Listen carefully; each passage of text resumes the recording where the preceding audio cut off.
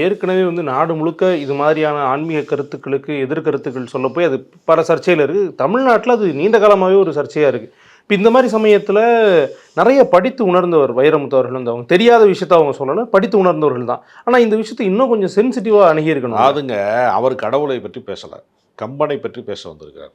நடந்த விழா ஆன்மீக விழா அல்ல, இலக்கிய விழா. ரெண்டையும் புரிஞ்சுக்கணும். ஆனால் அவர் குறிப்பிட்ட ஒரு உதாரணம் சொல்கிறேனே, சீரா புராணம் இருக்குல்ல, நபிகள் நாயகம் பிறந்த ஊர் என்ன மாதிரியான ஊர்? பாலைவனம். அங்கே நீர் ஊற்றுகள் இருந்துச்சா, மரம் செடி கொடி இருந்துச்சா? எதுவும் இல்லைல்ல, பாலைவனம் தான். பாலைவனம் தானே. சீரா புராணத்தில் அவர் பசுமையான சோலை மாதிரி எழுதி வச்சிருக்காரு. குமரப்புலவர் எழுதும்போது சீரா புராணத்தில் நம்ம ஊரை மனசில் வச்சுக்கிட்டு எழுதிட்டார். இப்போ உடனே உமர் புலவரை கைது செய்யணும்னு நான் சொல்ல முடியுமா? அவர் இறந்து பல வருஷம் ஆச்சு, அது வேற விஷயம். ஒரு கருத்து மாறுபாடு என்பது கற்பனை காவியங்களுக்குள்ள, இலக்கியத்துக்குள்ள இருக்கிற கருத்துக்களுடைய முரண்பாடு என்பது அறிஞர் சபையில் விவாதிக்கப்பட வேண்டியதா, அற்பர்களின் சபையில் விவாதிக்கப்பட வேண்டியதா?